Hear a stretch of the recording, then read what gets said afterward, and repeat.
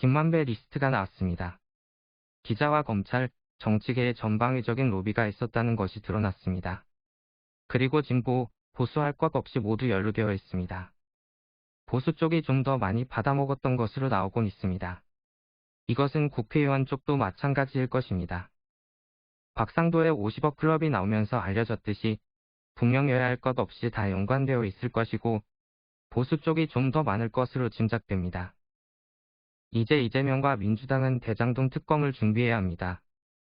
현재 민주당은 김건희 특검을 준비하고 TF를 구성했다고 합니다.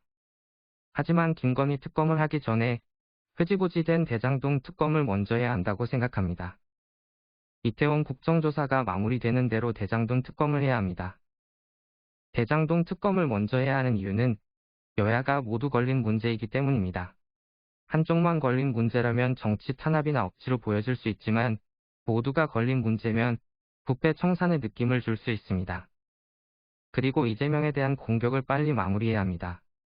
아마 대장동은 검찰에서도 쉽게 건드리지 못할 것입니다.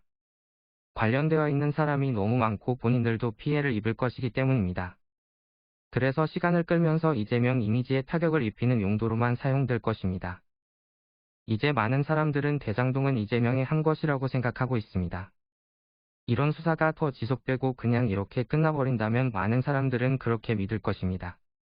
더 이상 이재명에게 피해가 가지 않도록 빨리 마무리하고 결론 지어야 합니다. 그래야 다음 총선과 대선에서 민주당이 승리할 수 있습니다. 그리고 명분도 분명합니다. 검찰까지도 엮여있는 이 사건이 제대로 수사될 가능성이 없기에 특검을 요청하고 여론을 만들어야 합니다. 김건희 특검보다 먼저 해야 하는 이유는 앞에서 말한 것처럼 김건희 특검은 대통령 망신 주기처럼 여겨지고 이재명 구하기로 보일 수 있기 때문입니다. 이재명과 대통령이 같이 걸려있는 대장동 특검을 파고 거기에서 나온 많은 사실들로 자연스럽게 김건희 특검으로 넘어가야 사람들이 자연스럽게 받아들일 것입니다. 문제는 대장동에 엮여있는 민주당 인사입니다.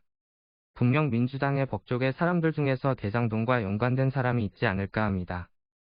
이 사람들이 대장동 특검을 무마시키고 한 번만 봐달라면서 살려달라고 하지 않나 합니다. 하지만 그 사람들을 봐주면 이재명 이미지에 계속 상처가 나고 민주당도 위험하게 됩니다. 이번 기회는 부패한 민주당 의원들도 갈아치울 수 있는 좋은 기회입니다. 이 기회에 민주당도 쇄신을 하고 이재명도 대장동에서 자유로워짐으로써 야당으로서 제대로 된 역할을 할 수 있어야 합니다. 이런 시기에는 야당이 이득만 보려고 하면 안 됩니다. 살을 내주고 뼈를 취하는 전략도 필요합니다.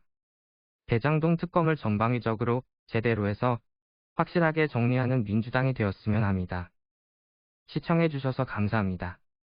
구독과 좋아요 부탁드립니다. 정치소설이었습니다.